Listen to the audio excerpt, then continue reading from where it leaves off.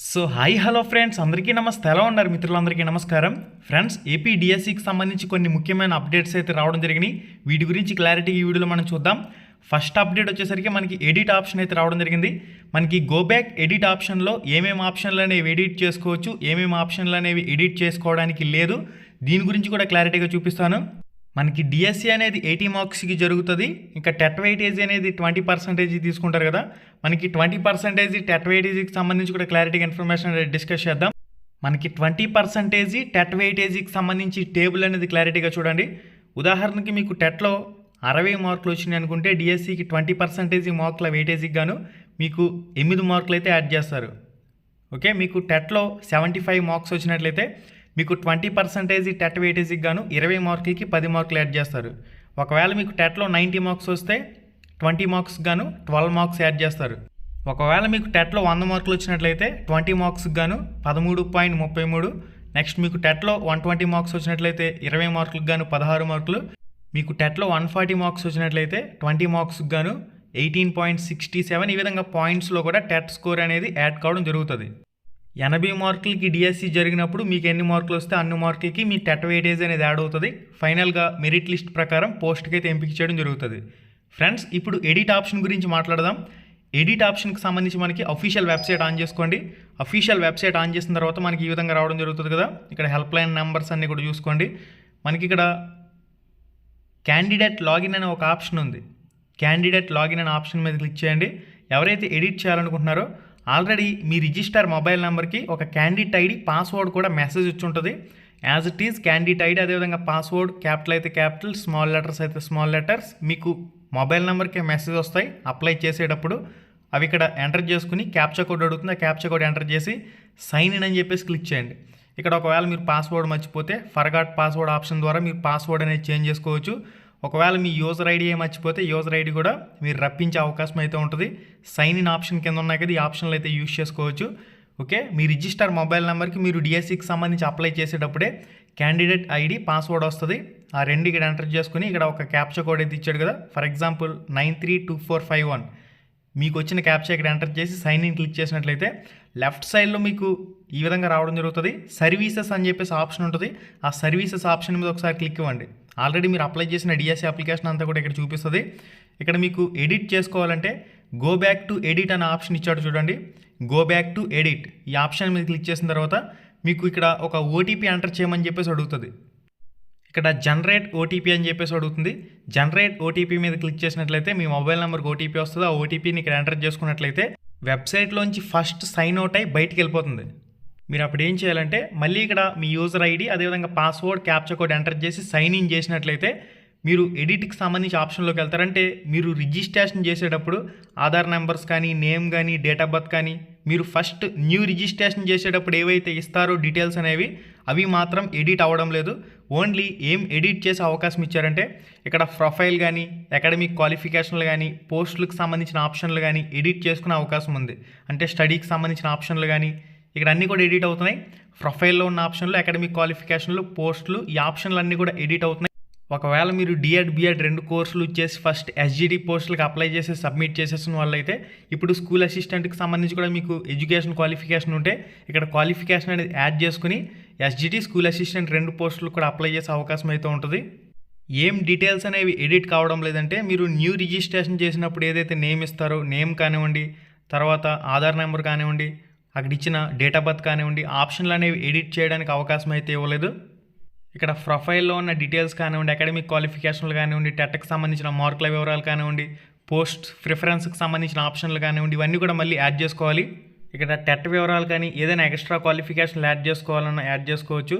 Next D.Ed, బిఎడ్కి సంబంధించిన వివరాలు కానీ ఇవన్నీ కూడా ఎడిట్ చేసుకోవడానికి అయితే అవకాశం ఉంది. మీరు ఎడిట్ చేసేటప్పుడు ఎటువంటి ఫీజు కూడా పే చేయవలసిన అవసరం లేదు. గతంలో అప్లై చేసిన వాళ్ళు కూడా ఎటువంటి ఫీజు అనేది పే చేయవలసిన అవసరం లేదు. ఏదైనా ఎక్స్ట్రా పోస్ట్కి కానీ మీరు యాడ్ చేసుకుని అప్లై చేస్తే ఆ ఎక్స్ట్రా పోస్ట్కి మాత్రమే ఫీజు అడుగుతుంది. ఆ ఫీజు అనేది మీరు చెల్లించుకోవాల్సి ఉంటుంది. ఆల్రెడీ మీరు అప్లై చేసిన పోస్ట్కి మళ్ళీ అప్లై చేస్తే ఎటువంటి ఫీజు అనేది ఇక్కడ చూపించదు కాబట్టి నో ప్రాబ్లం. ఎగ్జామ్ సెంటర్లకు సంబంధించి కూడా ఒక 5 జిల్లాల ప్రిఫరెన్స్లు ఇచ్చుకోవాలి. ఎగ్జామ్ సెంటర్ల ప్రిఫరెన్స్ కూడా ఇచ్చుకోవచ్చు. ఇక్కడ లోకల్, నాన్ లోకల్కి సంబంధించి కూడా ఆప్షన్ అనేది చేంజ్ చేసుకునే అవకాశం అయితే ఉంటుంది. అన్నీ కూడా ఎడిట్ అవుతున్నాయి. Profile, academic qualification, post details registration చేసేటప్పుడు ఏవైతే డీటెయిల్స్ ఇచ్చారో అవి ఎడిట్ కావడం లేదు. దానికి సంబంధించి ఏదైనా అప్డేట్ వచ్చిందంటే మీకు తెలియచేయడం జరుగుతుంది. ఇప్పటికైతే మాత్రం ఈ విధంగా ఎడిట్ ఆప్షన్ అనేది వర్క్ కావడం జరుగుతుంది. ఓకే గైస్, మీరు అన్నీ కూడా ఎంటర్ చేసిన తర్వాత ముందు ఏ విధంగా సబ్మిట్ చేశారో అదే విధంగా ఓటీపీ అడుగుతుంది, సబ్మిట్ చేయమని అడుగుతుంది. తర్వాత ఇక్కడ సర్టిఫికెట్లకు సంబంధించిన డీటెయిల్స్ కూడా మీరు ఎడిట్ చేయాలంటే ఎడిట్ చేసుకోవచ్చు. ఫైనల్గా సబ్మిట్ అయితే చేసేయండి. Okay guys, edit option open చేసి వదిలేయడం ఇలాంటి పనులు చేయకండి. ఎడిట్ ఆప్షన్ జోలికి వెళ్ళారంటే ఫైనల్గా అప్లికేషన్ సబ్మిట్ అయిందా లేదా కూడా చూసుకోండి. ఒకవేళ మీరు ఎడిట్ ఆప్షన్ ఓపెన్ చేసేసి అలా వదిలేశారంటే మీరు ఒకవేళ ఫైనల్ సబ్మిట్ కానీ చేయలేదంటే, ఒకవేళ మీకు ప్రింట్ అప్లికేషన్ కానీ తీసుకోలేదంటే మీకు హాల్ టికెట్ కూడా రాదు. ఆన్లైన్ అప్లికేషన్ ప్రాసెస్ అంతా కూడా ఎడిట్లోకి వెళ్ళి దాన్ని ఎడిట్ చేసిన వాళ్ళు సబ్మిట్ కూడా చేయండి. మర్చిపోకుండా వదిలేశారంటే మాత్రం మళ్ళీ హాల్ టికెట్ అనేది రాదు. కాబట్టి ఎడిట్ చేసిన అభ్యర్థులందరూ కూడా మళ్ళీ సబ్మిట్ చేయండి. ఓకే, సేమ్ ఫస్ట్లో మీరు ప్రాసెస్ ఏ విధంగా చేశారో ఆన్లైన్ అప్లికేషన్ చేసేటప్పుడు అదే విధంగా ఉంది.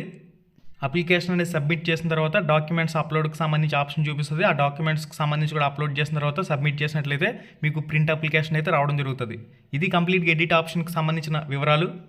ఓకే గైస్, ఎడిట్కి సంబంధించి మీకు కంప్లీట్గా ఎక్స్ప్లెయిన్ చేయడం జరిగింది. ఓన్లీ మీకు క్యాండిడేట్ లాగిన్ అయిన తర్వాత మాత్రమే ఎడిట్ ఆప్షన్ అయితే ఇక్కడ వర్క్ అవుతుంది. ఆల్రెడీ మీరు ఏదైతే న్యూ రిజిస్ట్రేషన్ చేసేటప్పుడు ఇచ్చే డీటెయిల్స్ ఉన్నాయో అవి ఎడిట్ కావడం లేదు. ఇక మిగిలిన అన్ని అంశాలు కూడా మీరు ఎడిట్ అయితే చేయొచ్చు.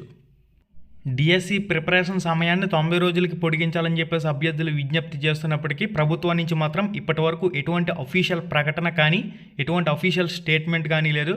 ఇంకా పరీక్షలకి 40 రోజుల సమయం ఉండడంతో అభ్యర్థులందరూ కూడా ప్రిపరేషన్పై కాన్సన్ట్రేషన్ చేసుకోవాలి. ప్రతి సబ్జెక్టుకి కూడా ఒక 2 గంటల పాటు సమయాన్ని కేటాయించుకుని చదువుకోవడం మంచిది. అంటే మనకి సైకాలజీ, క్లాస్ రూమ్ సైకాలజీకి సంబంధించి ఒక 2 గంటల సమయం, విద్యా దృక్పథాల సబ్జెక్టుకి సంబంధించి ఒక 2 గంటల సమయం, ఇక తెలుగు సబ్జెక్టుకి సంబంధించి ఒక 2 గంటలు, ఇంగ్లీష్ సబ్జెక్టుకి సంబంధించి 2 గంటలు, సైన్స్, సోషల్, ఈ విధంగా సబ్జెక్టుల వారీగా అన్ని సబ్జెక్టులు కూడా కవర్ అయ్యే విధంగా మీరు చదువుకోవాల్సిన అవసరం అయితే ఉంది. ఇక స్కూల్ అసిస్టెంట్ అభ్యర్థులకి అయితే ఎక్కువగా కోర్స్ సబ్జెక్ట్పై ఎక్కువ మార్కులు అయితే రావడం జరుగుతున్నాయి. కాబట్టి కోర్స్ సబ్జెక్ట్ చదవడంపై ఎక్కువ సమయాన్ని కేటాయించవలసిన అవసరం ఉంది. మన యూట్యూబ్ ఛానల్లో కూడా ప్రాక్టీస్ బిట్స్ అనేవి పెట్టడం జరుగుతుంది. మన యూట్యూబ్ ఛానల్ ఓపెన్ చేసుకుని ప్లేలిస్ట్లో ఉన్న వీడియోస్ అన్నీ కూడా మీ ప్రిపరేషన్లో ఒక భాగంగా ప్రాక్టీస్ బిట్లు అనేవి ప్రాక్టీస్ చేయండి. మన Ram Ramesh APDSC app link కూడా డిస్క్రిప్షన్లో ఉంది. అక్కడ కూడా మీరు టెస్ట్లు అనేవి ప్రాక్టీస్ చేయొచ్చు. మనకి నెక్స్ట్ అప్డేట్ వచ్చేసరికి ఆన్లైన్లో బదిలీలపై ఉపాధ్యాయుల్లో గుబ్బులు అంటూ దీనికి సంబంధించి ఒక ప్రత్యేక కథనం అయితే పబ్లిష్ కావడం జరిగింది. మీరు ఇక్కడ స్క్రీన్ మీద క్లారిటీగా చెక్ చేసుకోండి. మనకి నెక్స్ట్ అప్డేట్ వచ్చేసరికి డిఎస్సిలో కీలక మార్పులు అంటూ మనకి ఇన్ఫర్మేషన్లో ఉంది. డిగ్రీలో 35% ఉన్న అర్హులే, సమయం చాలదంటూ అభ్యర్థుల ఆవేదన, మరొక టెట్ పెట్టాలని తాజా డిఈడీల మొర అంటూ కూడా మనకి ఇన్ఫర్మేషన్లో పబ్లిష్ చేశారు. విశాలాంధ్ర బ్యూరో న్యూస్ పేపర్లో మనకి మెయిన్ ఎడిషన్లో ఈ న్యూస్ ఆర్టికల్ అయితే పబ్లిష్ కావడం జరిగింది. గత 7 సంవత్సరాలుగా ఒక్కసారి కూడా డిఎస్సిని నిర్వహించలేదు. ఒక్క టీచర్ ఉద్యోగం గత 7 సంవత్సరాలుగా భర్తీ కాలేదు. టెట్లో నిర్వహించినప్పటికీ ఇప్పటి వరకు డిఎస్సి నిర్వహించకపోవడంపై అభ్యర్థులు సర్వత్రా ఆవేదన వ్యక్తం చేస్తున్నారు. ఇక డిగ్రీ అదేవిధంగా ఇంటర్మీడియట్ పర్సంటేజీలకు సంబంధించి, పీజీ పర్సంటేజీకి సంబంధించి గతంలో ఎస్సీ ఫిజికల్లీ హ్యాండిక్యాప్టెడ్ క్యాండిడేట్లకు సంబంధించి, బీసీ క్యాండిడేట్లకు సంబంధించి 45% 40% తగ్గించారు. ఇక ఓసీ క్యాండిడేట్లకు సంబంధించి 45% తగ్గించారు 50% నుంచి. దానికి సంబంధించి కూడా ఇన్ఫర్మేషన్ అనేది మీరు చెక్ చేయొచ్చు. ఇక ఏజ్ లిమిట్ అనేది 47 సంవత్సరాలకి పొడిగించాలని అభ్యర్థులు అయితే డిమాండ్ చేస్తున్నారు. నోటిఫికేషన్ ఇచ్చిన రోజు నుంచి పరీక్షల నిర్వహణకి 90 రోజుల ప్రిపరేషన్ సమయం ఉండాలని అభ్యర్థులు అయితే కోరుతున్నారంటూ కూడా ఒక పాయింట్లో మెన్షన్ చేస్తున్నారు.